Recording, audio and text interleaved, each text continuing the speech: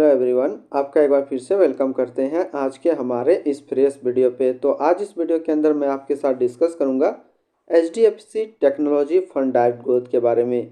इसमें मैं आपसे डिस्कस करूंगा कि जो HDFC technology fund direct growth है, इसने पिछले एक मंथ या फिर एनुअल रिटर्न क्या दिया है, आज के डेट में इसका एक NAV का प्राइस क्या है, ये कितने स्टार रेटिंग म्यूचुअल फंड है, इसमें मिनिमम SIP अमाउंट आप क्या लगा सकते हैं और इसका फंड साइज क्या है।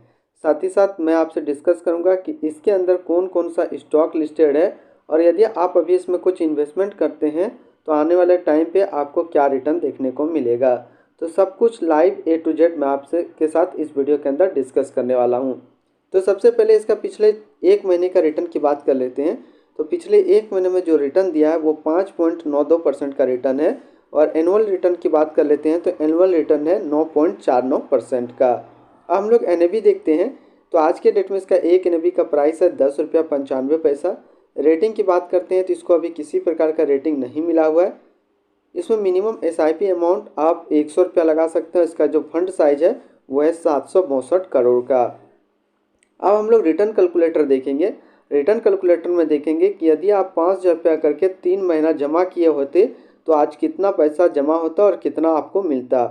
तो टोटल जो आपका इन्वेस्टमेंट होता वो होता 15,000 रुपया का और आज के डेट में आपको मिलता 15,880 रुपया। अब हम लोग होल्डिंग की बात कर लेते हैं तो इसके अंदर जो टोटल स्टॉक लिस्टेड है वो 19 स्टॉक लिस्टेड है। अगर मैं इसमें टॉप 10 की बात कर लेता हूँ तो टॉप 10 में पहला नाम आता है इन्फोसिस लिमिटेड, दूसरा है टाटा कंसल्टेंसी सर्विस लिमिटेड, तीसरा है भारती एयरटेल लिमिटेड, चौथा है SCL टेक्नोलॉजी लिमिटेड, पाँचवा है एम्फसिस लिमिटेड, छठा है कॉर्पोरेज लिमिटेड, सातवां है टेक महिंद्रा लिमिटेड, आठवां है इन्फो एज इंडिया लिमिटेड, नौवां है LTI मिंट्री एंड 10वां है फर्स्ट सोर्स सॉल्यूशन लिमिटेड। तो ये टोटल टॉप 10 स्टॉक इसके अंदर लिस्टेड है। ऐसे इस म्यूचुअल फंड के अंदर जो टोटल स्टॉक लिस्टेड है वो 19 स्टॉक लिस्टेड है। अब हम लोग रिटर्न एंड रैंकिंग के ऊपर बात करते हैं तो फंड रिटर्न जो 3 महीने का फंड रिटर्न है वो 11.3 का है और एनुअल 10.1 का है। 6 महीने 1 साल का डाटा अभी अवेलेबल नहीं है।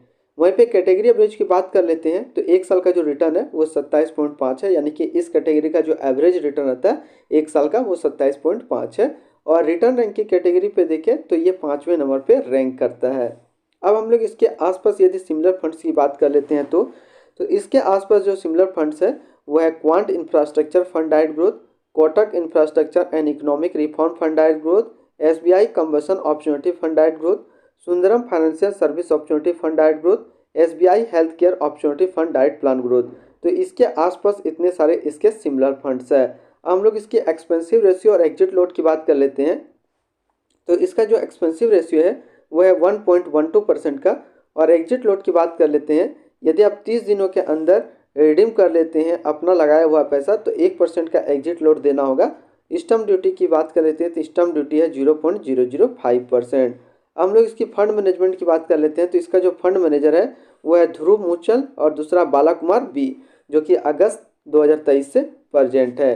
तो आज इस वीडियो के अंदर मैंने आपके साथ डिस्कस किया HDFC technology fund direct growth के बारे में। तो फिर मिलते हैं हम लोग नेक्स्ट को इस तरीके का वीडियो की अच्छी जानकारी को लेकर के।